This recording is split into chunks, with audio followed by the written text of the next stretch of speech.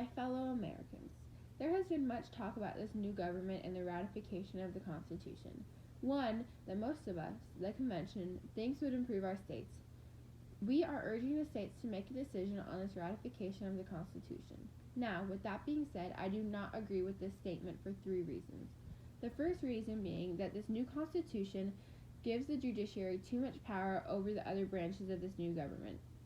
This ratification is supposed to give equal power to everyone. However, this does not seem to be the case. For one, judiciaries will only be removed if they do these wrongs.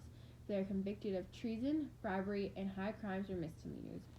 As the Brutus article says, the courts to take cognizance of all cases in law and equal arising under the laws of the United States. This last article, I conceive, conveys as much power to the general judicial as any of the other state courts possesses. This implies that the judiciary is given vastly more power over the state's courts. It also has come to my attention that this new Constitution gives the judiciary the power to answer and resolve all questions that are brought about in court as they see fit to be answered, not by word of the Constitution itself.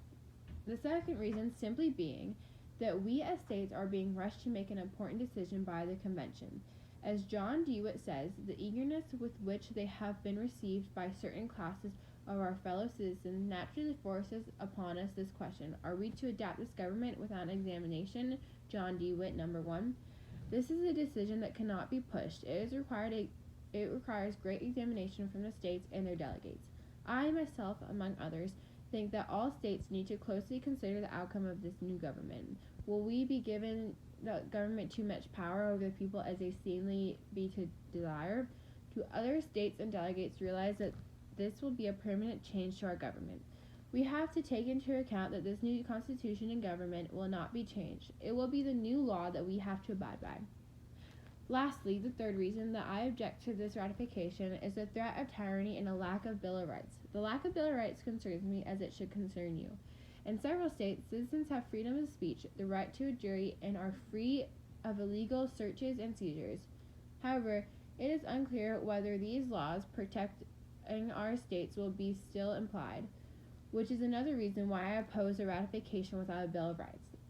Our rights as citizens and free people need to be made clear so that there is no injustice in the future. With that being said, who can assure that the equal power will be kept between the three different branches? Who is to say that one branch will not attempt to gain more power over the others? This would disturb the equal rights, peace, and power among the branches.